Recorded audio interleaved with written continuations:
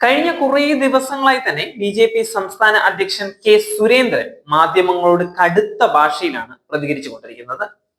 കള്ള വാർത്തകൾ കൊടുക്കുന്നവരെ കൈകാര്യം ചെയ്യുമെന്ന് ആദ്യം പറഞ്ഞിട്ടുണ്ടായിരുന്നു. അതിനുശേഷം ഇങ്ങനെ കള്ള വാർത്ത കൊടുക്കുന്നവരുടെ ഓഫീസിൽ കയറി സംസാരിക്കുമെന്നും വ്യക്തമാക്കിയിട്ടുണ്ടായിരുന്നു. കായികപരമായി കൈകാര്യം ചെയ്യും എന്നത് തന്നെയായിരുന്നു ഉദ്ദേശം. അത്രമാത്രമാണ് പാലക്കാട് ഉപതെരഞ്ഞെടുപ്പും മറ്റുമായി ബി.ജെ.പിയെ മാധ്യമങ്ങൾ ദ്രോഹിച്ചിരുന്നത്. ദേശീയ തലത്തിൽ വോട്ടെണ്ണലിൽ ക്രമക്കേട് എന്നുവരെ വാർത്തകൾ നൽകിയിട്ടുണ്ടായിരുന്നു. അത്രയ്ക്കും ചെറ്റത്തരമാണ് കേരളത്തിലും ഇന്ത്യയിലും ഒട്ടാകെ മാധ്യമങ്ങൾ ബി.ജെ.പിക്കെതിരെ കാണിച്ചിട്ടുണ്ടായിരുന്നത്. സ്വാഭാവികമായും പണ്ടത്തെ കെ സുരേന്ദ്രൻ ആയി മാറുകയാണ് സുരേന്ദ്രൻ. ഇനിയും ഇവറ്റകളെ ഇങ്ങനെ തന്നെ വിട്ടാൽ കള്ളക്കഥകൾ എഴുതി പിടിപ്പിച്ച് പിണറായിയാണ് ലോകം കണ്ട മഹാനെന്നോ അല്ലെങ്കിൽ ഗാന്ധിജിയുടെ കൊച്ചുമോനാണ് രാഹുൽ ഗാന്ധി എന്നോ വരെ എഴുതി പിടിപ്പിക്കും.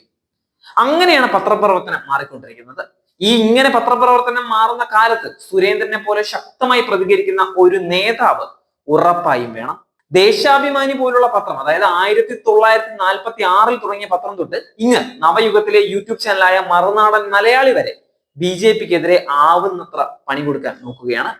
ഇതൊന്നും കാര്യമാക്കാതെയാണ് ശോഭാ സുരേന്ദ്രനെ പോലെയുള്ള ബി.ജെ.പി. നേതാക്കൾ ഓരോ തെരഞ്ഞെടുപ്പിലും വോട്ട് വർദ്ധിപ്പിച്ചു കൊണ്ടുവരുന്ന കാഴ്ച നമ്മൾ കാണുന്നത്. അപ്പോഴാണ് സുരേന്ദ്രൻ ഫേസ്ബുക്കിലൂടെ തന്റെ നിലപാട് ഒന്നുകൂടെ അറിയിച്ചിട്ടുള്ളത്. ആ കുറിപ്പിന്റെ പൂർണ്ണ രൂപം ഞാനിവിടെ വായിക്കാം. മാധ്യമങ്ങളെ എന്തിനാണ് ഇങ്ങനെ ചോദ്യം ചെയ്യുന്നതെന്ന് സംശയിക്കുന്ന ചിലരെങ്കിലും ഉണ്ടാവും. മാധ്യമങ്ങൾ എന്ന് പറയുമ്പോൾ കറിയ വിഭാഗം മഞ്ഞകളും അതിൽ പെടും. മാധ്യമങ്ങൾക്കും മാപ്രകൾക്കും നിയമത്തിന് മുന്നിൽ പ്രത്യേക പ്രിവിലേജ് ഉണ്ടെന്ന് ഉള്ളത് നമ്മുടെ ഒരു തെറ്റിദ്ധാരണയാണ്. നിയമത്തിന് മുന്നിൽ അവരും നമ്മളെ പോലെ തുല്യരാണ്. ഒരു മാധ്യമ സ്ഥാപനം തുടങ്ങുന്നതും നടത്തുന്നതും വ്യക്തമായ നിയമങ്ങളുടെ അടിസ്ഥാനത്തിലാണ്. വ്യക്തികളെയും സംഘടനകളെയും അനാവശ്യമായി ആക്രമിക്കാനും അപകീർത്തിപ്പെടുത്താനും അവർക്ക് അവകാശമില്ല. വസ്തുതാവിരുദ്ധമായ കാര്യങ്ങൾ പ്രചരിപ്പിക്കാൻ അവർക്ക് ആരും അധികാരം നൽകിയിട്ടില്ല. അങ്ങനെ ചെയ്യുന്നത് നിയമവിരുദ്ധമാണ്. നിയമ വഴിക്ക് തന്നെ അവരെ നേരിടാൻ കഴിയും. അത് ആ വഴിക്ക് തന്നെ പോകണം. എന്നാൽ സമൂഹത്തിൽ മനഃപൂർവ്വം അസ്വസ്ഥതകൾ ഉണ്ടാക്കാൻ ശ്രമം ഉണ്ടായാൽ അത്തരം വ്യക്തികൾക്കും സ്ഥാപനങ്ങൾക്കും അതേ അസ്വസ്ഥതകൾ നേരിടേണ്ടി വരും. പറഞ്ഞതിന് അത്രയേ അർത്ഥമുള്ളൂ. ഇങ്ങനെയായിരുന്നു സുരേന്ദ്രന്റെ പോസ്റ്റ്. നിരവധി കമന്റുകളാണ് സുരേന്ദ്രന് വന്നുകൊണ്ടിരിക്കുന്നത്. മിക്കതും അദ്ദേഹത്തെ അനുകൂലിച്ച് ഉള്ളത് തന്നെയാണ്. ഒരു കമന്റ് ഞാനിവിടെ വായിക്കാം.